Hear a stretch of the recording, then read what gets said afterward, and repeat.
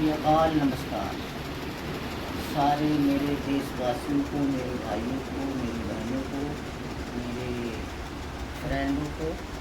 आज मैं आपसे एक बात बोलना चाहता हूँ, कहना चाहता हूँ कि आजकल के नौजवान मेरे भाई और मेरी कुछ बहनें, मैं देखता हूँ, जाता हूँ, कभी मुंबई, कभी देहरादून, कभी कहीं मेरा यही काम है, अप डाउन करना, आना जाना। तो मैं देखता हूँ, बड़ा अफसोस करता हूँ इस तरीके से कि जब मैं कभी देखता हूँ अच्छे लोग, संस्कार वाले दिखते हैं, पढ़ने लिखने वाले, मगर मैंने देखा है कभी घर में किसी के माँ बाप को मैंने देखा है कि बेटा आराम से खाना खा रहा है, माँ बाप को छोड़ रखा है। कहीं कहीं तो मैंने ये भी देख रखा है कि अपने बाप को, अपनी माँ को थक्के मार के निकाल देते हैं, कमरे में बंद कर देते हैं और बड़ा उनको टॉर्चर करते हैं। टॉर्चर करना माँ बाप को बहुत ही बड़ा गुनाह, बहुत ही बड़ा जुर्म, बहुत ही बड़ा पाप है। अब सवाल इस चीज़ का उठता है, कोई भी माँ या कोई भी बाप अपने बच्चों के लिए अपने जीवन में सारी खुशियाँ उसके आगे गिरता रखता है। अब माँ बाप बाहर जाता है, कमाता है, लाता है, दूसरे की मजदूरी करके घर पे बच्चे को पढ़ाता है, लिखाता है, फिर भी आज की जनरेशन ने माँ बाप की कोई वैल्यू, कोई कदर नहीं की। किसी भी संविधान के अंदर, गीता, बाइबल, हम जैसे लोगों में कुरान होता है, किसी भी धर्म में ये नहीं लिखा है कि माँ बाप को आप जवान होने के बाद, अब शादी करने के बाद अपने माँ बाप को घर से परे कर दो, उसकी 2 टाइम की 2 रोटी खिलाने के लिए। ये बड़ी अच्छी बात कही आप। टॉर्चर करना माँ बाप को बहुत ही बड़ा गुनाह, बहुत ही बड़ा जुर्म, बहुत ही बड़ा पाप है।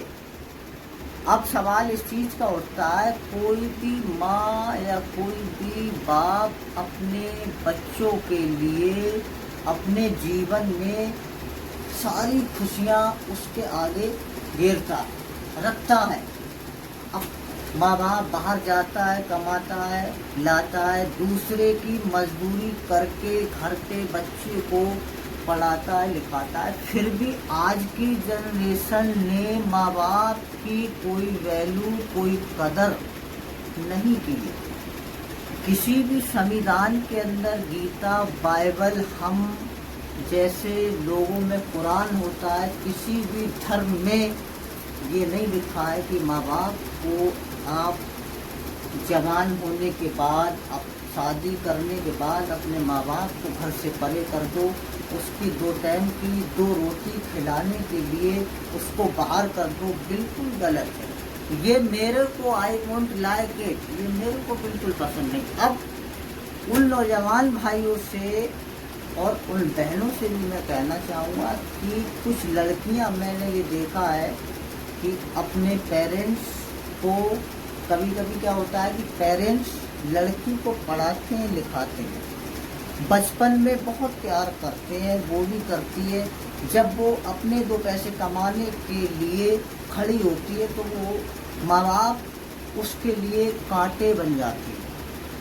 उसके लिए कांटे बन जाते हैं, क्योंकि वो दुनिया बाहर की देखने के बाद 2 पैसा कमाने के लिए, और उसके पास जब पैसा आता है तो अपने माँ बाप को भी भूल जाती है।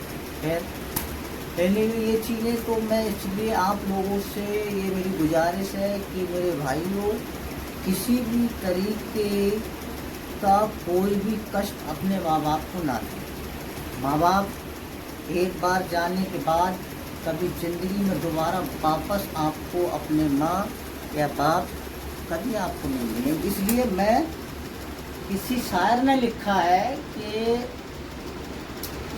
मैं, इसी टॉपिक पे मैंने ये देखा है, एक शायर ने लिखा, और ये वो लिखा है जो बिल्कुल आज के युग में हकीकत और ओके चल रहा है। तो ये शायर का लिखा हुआ है कि मैंने इस दुनिया में लोगों को दौलत आ जाने के बाद बदलते हुए देखा है, मकान बदलते हुए देखा है, कपड़े बदलते हुए देखा है, क्या बात है सर, क्या बात है सर, क्या बात, ये बात है। रिश्ते बदलते हुए देखा है।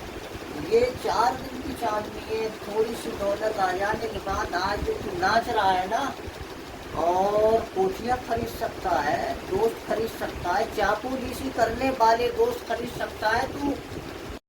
बात तो सही है। दौड़ना तो पड़ता है उसके धंधे के बारे में। अगर अपने बाप को गाली देने वाले दुआओं में कभी तू अपने बाप को नहीं खरीद सकता। अब इस शायर ने और भी एक लफ्ज लिखा है कि रख ले अपनी दौलत अपने पास, रख ले अपनी दौलत अपने पास, मैं तो जा रहा हूँ तेरे घर से बाहर। एक दिन वक्त जब बुरा आएगा जब ये दौलत तेरे काम में आएगी।